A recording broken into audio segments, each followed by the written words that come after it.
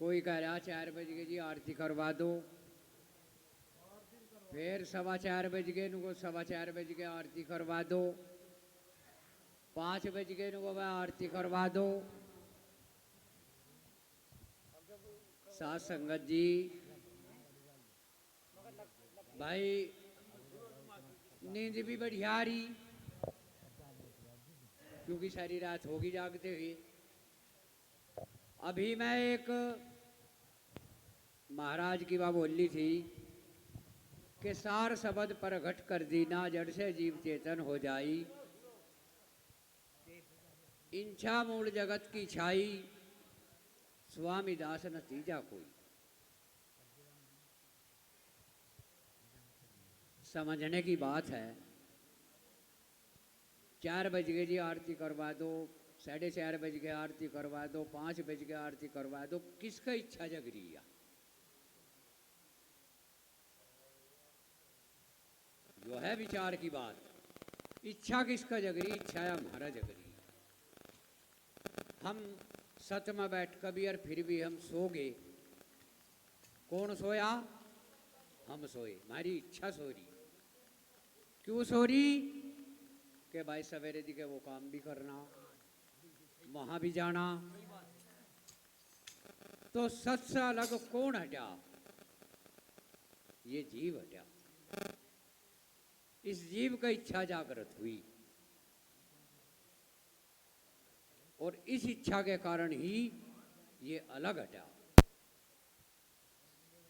अब बहुत से साध भाई यूं कह दें वाणी के ऊपर ही कि भाई तू वहां तक पहुंच गया,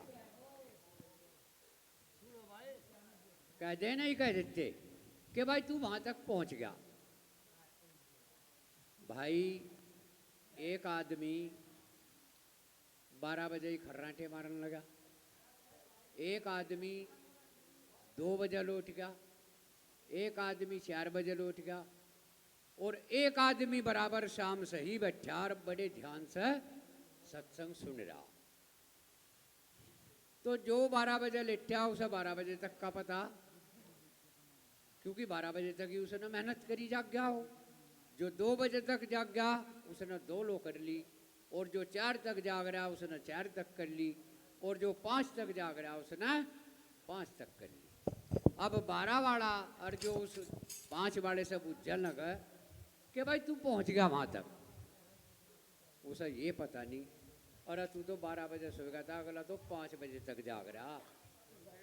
तो कहने का मतलब है कि सब सतगुरु महाराज ने सब जीवों को एक उपदेश किया। वो इसकी मेहनत के हिम्मत के ऊपर बात है कि वो कहां तक पहुंचेगा। अब जिसने महिमा की वाणी ही सीखी तो वो महिमा ही कहेगा। उपदेश सीख लिया उपदेश कहेगा, उससे ऊपर की सीख ली तो उससे ऊपर कहेगा।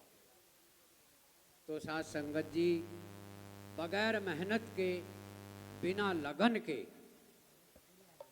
कुछ भी प्राप्ति नहीं होती। अब कबीर साहब एक साकी में क्या कहे कि भग भोग गए भग उपजय, भग से बचाना कोई, और कहे कबीर सुनो भाई साधो, जो भग से बजे भगत पूरा होई। इस भगमई है जो कुछ भी, आना जाना मरना जीना दुख सुख सब कुछ, जन्म मरण सब कुछ इस भगमई है। क्योंकि भग भोग गए, एक शब्द का अर्थ सुनो, भग भोग गए भग उपजय। भग भोग गए भग उपजय यानी भग के द्वारा जो भग को भोगता है उसके द्वारा भग ही उत्पन्न होता है। और भोग क्या है? भोग है मरण जीवन, दुख और सुख, रोग और हरी बीमारी, यह है भोग। गुरु सबनदास जी कहते थे कि रोग भोग में ही मर गए, भक्ति तो थारे हाथ ना लगी। तो कहा कि भग भोग गए भग उपजय, भग से बचाना कोई, और कहे कबीर सुनो भाई साधो, जो भग से बचे भगत सोई पूरा हुई।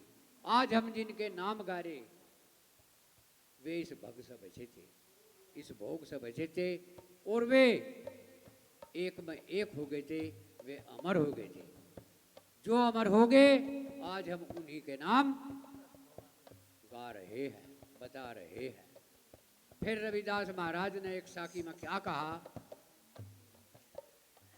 कि सिर गुण में गुण बहुत हैं, निर्गुण में गुण नाही, और निर्गुण अपरम पार है, निर्गुण लखा न जाई। सिरगुण किसे कहें? सिरगुण कहें जोड़े को, सिरगुण कहे आवागमन को, सिरगुण कहे मरण जीवन को, सिरगुण कहे भोग को। लेकिन जो निर्गुण भक्ति है वह रोग भोग से न्यारी है, वह जन्म मरण से रहित है। वहां बीज गुण भी नहीं है, क्योंकि यदि बीज गुण होगा तो फिर ये आवागमन में ही आ जाएगा। जीव विरम माया नहीं है उस देश में, सतगुरु के देश में जीव विरम माया भी नहीं है, क्योंकि और जो सतगुरु के देश में भी जीव विरम माया होगी तो सतगुरु भी आवाज गुण में आ जाएगा। इसलिए सतगुरु जो है इस जीव को आवागमन से निकालने के लिए जो है ये पंच भौतिक शरीर धारण करते हैं, वरना उनको शरीर धारण करने की कोई आवश्यकता नहीं है। तो क्या कहा एक वाणी के द्वारा, जब ये जीव बेगम हो जाएगा, सतगुरु महाराज कहते हैं कि तू जीव नहीं, तू तो हंस है, तू परम हंस भी नहीं, तू तो अनामी है, तू अनामी भी नहीं, तू तो निर्गुण है, और तू निर्गुण भी नहीं, तू तो बेगम है। ये कहाँ तक है जीव? अभी मैंने बताया कि सबको गम है, जितने भी हम यहाँ सब इकट्ठा हो रहे, महात्मा हो या गृहस्थी हो, सबको चिंता है, सबको गम है कि भाई हमें वहाँ जाना बहुत जरूरी काम है, हमें वो करना बहुत जरूरी काम है। लेकिन जो बेगम है उसको कोई गम नहीं है, उसे खाना मिल गया खा लिया, नहीं मिलता कोई गम नहीं, सत में बैठे सत भजन में बैठे कोई गम नहीं है, सत्संग में बैठे कोई गम नहीं है, क्योंकि उसका तो ध्यान केवल एक ही जगह है। तो बेगम के बारे में सतगुरु रविदास महाराज ने वाणी के द्वारा क्या बताया, चलो भाई।